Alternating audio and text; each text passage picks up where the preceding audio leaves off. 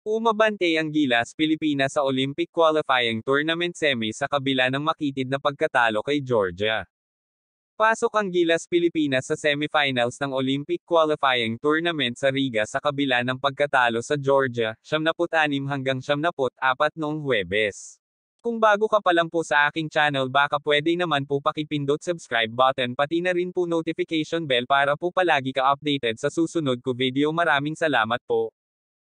Gayunpaman, ang isang nakababahala na matamlay na simula ay nakitaan ng Georgia na lumaban sa 16-0 na kalamangan at ang Gilas ay nakuha lamang sa board may alas 4:50 na natitira sa opening quarter.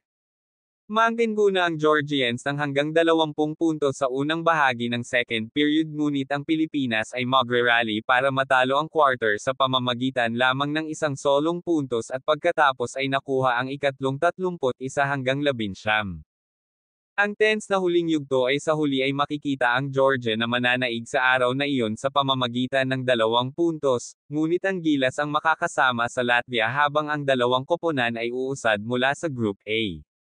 Nakabili na kami ng ticket para umalis bukas, so I guess we're going to have to move them back a little bit, said Gilas coach Tim Cone, matter-of-factly but with a wry smile, in his post-game komperensya ng balita. Ganyan kagulat na nandito kami. Ito ang unang pagkakataon na naging maganda ang pakiramdam ko tungkol sa pagkatalo. Talagang gusto ko lang purihin ang aming mga lalaki. Bumaba sila sa pamamagitan ng 20 at maaaring ito ay madaling panahon ng panik, at nagtrabaho sila pabalik sa laro.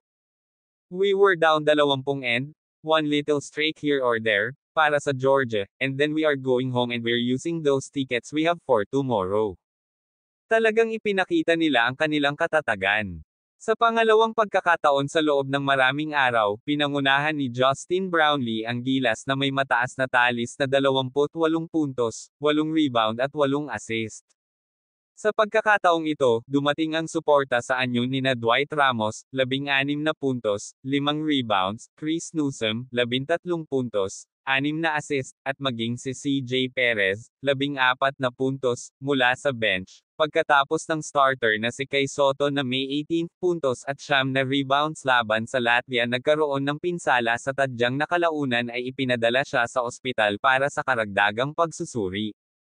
Naiintindihan ni Cone na waxed ang liriko sa kanyang pagtatasa sa pagganap ni Brownlee, ngunit nakalaan din ang papuri para sa ilan sa kanyang malalalim na manlalaro.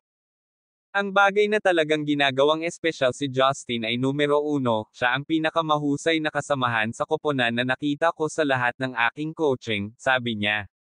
Numero 2, mayroon siyang kakaibang kasanayan na, sa tuwing naglalaro siya, at anumang koponan na kanyang nilalaro, para sa, ginagawa niyang mas mahusay ang mga manlalaro sa paligid niya. Yung fact na natalo kami, Soto, at lumaban pa kami pabalik sa laro.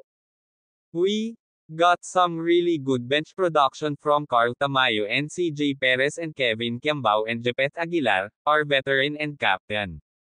They really stepped into the void and gave us big minutes in what would have been Kai's minutes.